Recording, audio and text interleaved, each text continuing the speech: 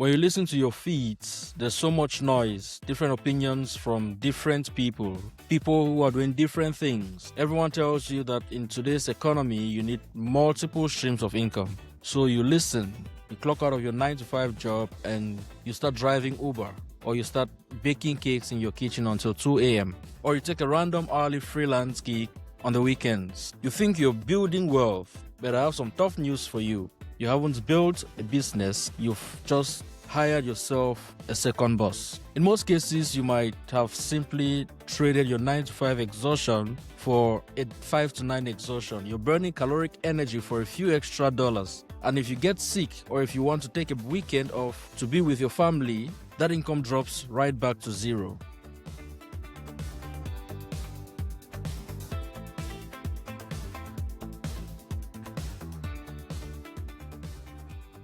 Welcome back to the Future Foundations podcast. Today we are going to kill the side hustle and talk about building a side business. Most people think they are building a business when they're actually just working 2 jobs. The difference between a side hustle and a side business is whether it can eventually run without you. Look at it this way. A hustle is something that requires your constant sweat. On the other hand, a business is a second engine. Say you're flying a twin-engine plane and one engine fails, like losing your corporate job. The plane doesn't crash. The second engine keeps you in the air.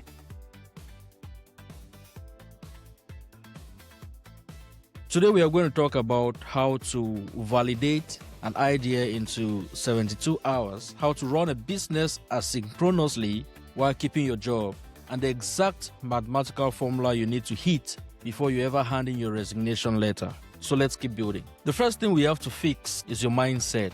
We have to move you from a hustler to an owner. Now, what's the difference? A hustler operates on caloric output. They trade their physical time and labor for cash. But an owner operates on leverage. They build a system. Take, for example, someone has a full-time job, then they start a side business, freelancing, consulting, selling something. It's working for them. They're making extra money, of course. But a few months in, they realize that they are exhausted. They're working their 9-to-5, then coming home and working another 4 hours. Weekends are gone. And if they stop, the money also stops. Is that a business? Or is that a second job you're giving yourself? I've said this before. If you cannot disappear from your business for 90 days and still have the business running, then you're not an entrepreneur. You're self-employed. You simply traded one boss for another boss, which is, of course, yourself. Most people think they want a side hustle, but what they actually need is a side business. And the difference between the two determines whether you burn out in 6 months or you build something that lasts. We are here to build you another job. We're here to build an asset. And to do this, you have to stop selling your time by the hour.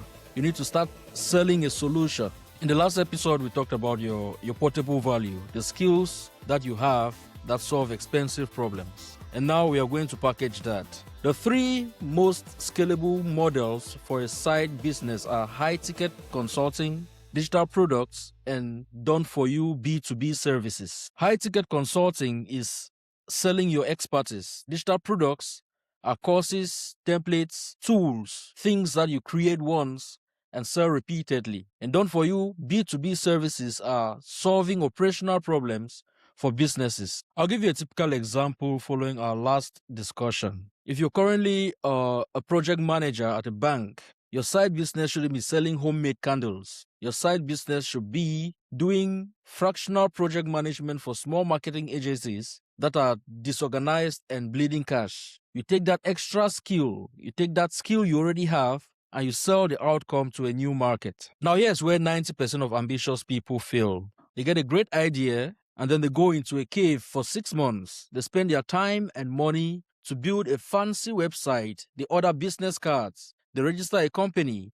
And they spend thousands of dollars on branding. They launch, and then suddenly everything crickets. Everything cracks. Nobody buys. Honestly, I've been there too. Mo, who is the co-founder of the multi-million-dollar business Skill Hat, he has a brilliant framework to stop you from making this mistake. He calls it the data or dollars rule. If you're launching anything, your idea is probably wrong.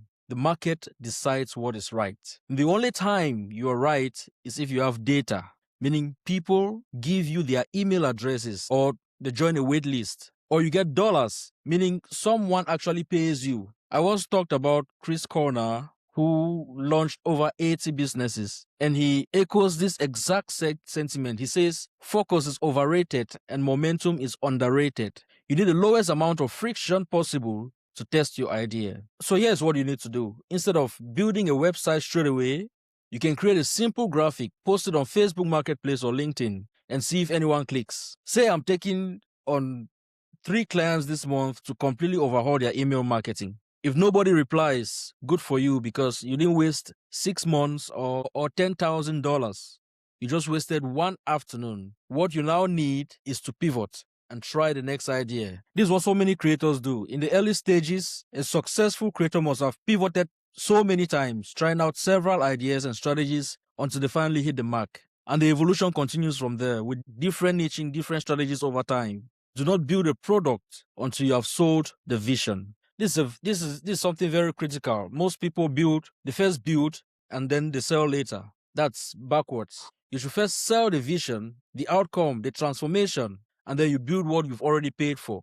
That way you're building with certainty and not building with hope. Now let's break this down into action. Depending on where you are on the ladder, because the advice for someone just starting is different from the advice for someone who's already making money. The first level is for the starter. If you're a starter, you're probably currently working a demanding 9-to-5 job.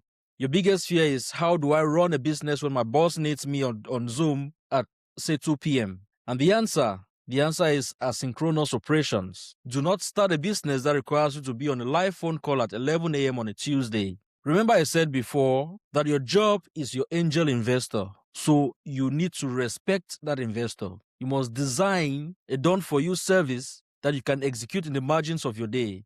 That's early mornings, evenings, and weekends. Here's an example. If you manage someone's Facebook ads, they don't care what time of the day you push the buttons, as long as the leads come in. Sell deliverables, not your presence. This is a key for anyone who is employed full-time. You cannot be in a client meeting during the workday, so you build a business that doesn't require real-time presence. You deliver results on your schedule.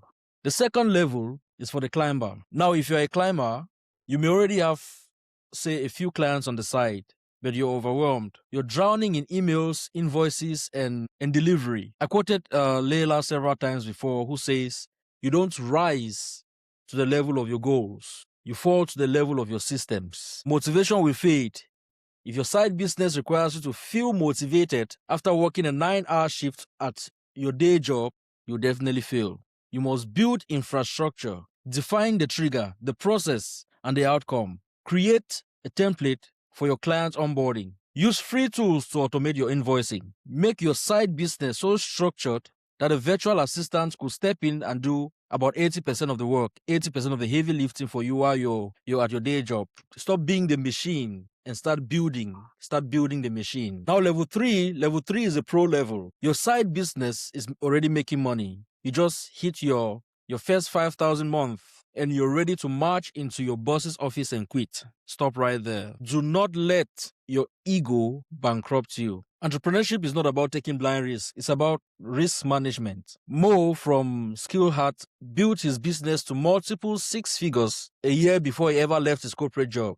He used a strict mathematical formula before quitting, and I want you to try this as well. He said, I'm going to wait until the business is doing double my income. It has to do that consistently for 6 months, and I should have savings that will carry me for about 3 months. When you follow that formula, quitting doesn't become a leap of faith. It's a calculated transition. You live with power and not panicking. So why are we so obsessed with this concept here on Future Foundations? Why do we keep coming back to the idea of building a side business, a second engine, a second stream of income? It's because we are building for legacy. And having only one source of income is the greatest threat to your family's legacy. If 100% of your money comes from one employer, you're in a highly fragile state.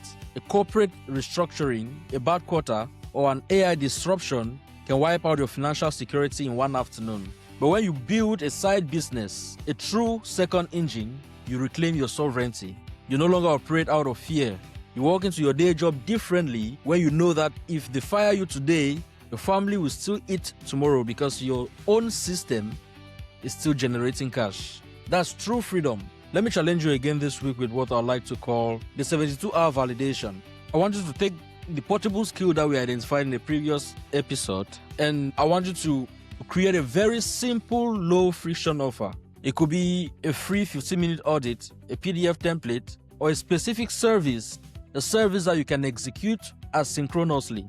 Post it on LinkedIn, put it on your social media, or directly message 10 people in your network who have the kind of problem you solve. Do not spend your money on logos. Do not build a website. Just put the offer out there. Your goal is to get 3 pieces of data, emails or yeses, or that $1, a paying client, by the end of this week. This is how you prove to yourself that the market wants what you have. Because the truth is, most people, including myself, never start because they are waiting for perfect conditions. They are waiting for the perfect logo, the perfect website, the perfect speech. But I always say, the market doesn't care about perfection. The market cares about solutions. Stop hustling and start building. This is Future Foundations. Let's build businesses.